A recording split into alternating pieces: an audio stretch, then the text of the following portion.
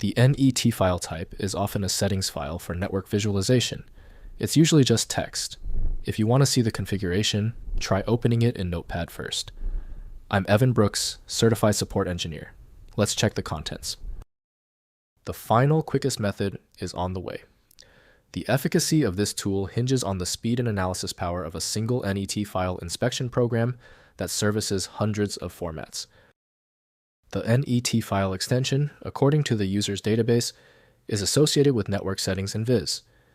These files likely contain configuration information related to network connections, visualization parameters, or other settings specific to network-related applications.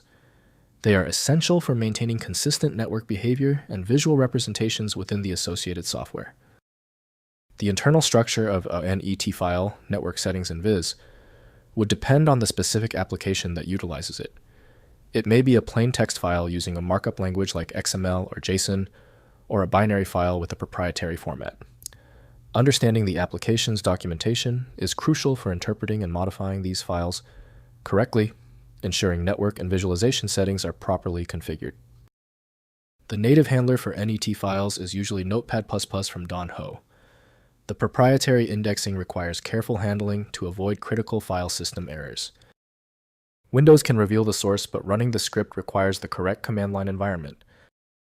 We are performing a foundational software check. Right-click your NET file and choose Open With. Test with Notepad++ first. If it's missing, select another program. It's often a simple software fix. If the NET file is still giving you trouble, relax. The reason for the error is almost certainly the NET file's unique specifications. Let's consult our troubleshooting checklist. First, use a text editor. Open the file with a text editor, Notepad++ to inspect the content, which is typically a plain text configuration file or a script. Next, check for associated program. Determine which specific program, e.g. FidoNet, Visual Studio, or a network utility, uses the file and open it from within that application. Finally, verify syntax path. If a configuration file, check the file for syntax errors, e.g. incorrect IP addresses, and ensure the file is in the correct folder path expected by the associated program. When standard associations break, it's typically because the NET label is being used by an uncommon or proprietary application. You might consider a solution that focuses on the internal data structure rather than the extension name, which is often the best way to attempt opening these ambiguous file types.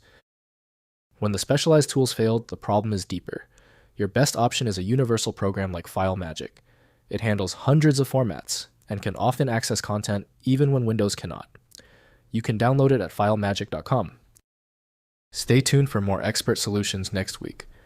Your subscription helps fund the research needed for these detailed guides. Thank you for subscribing.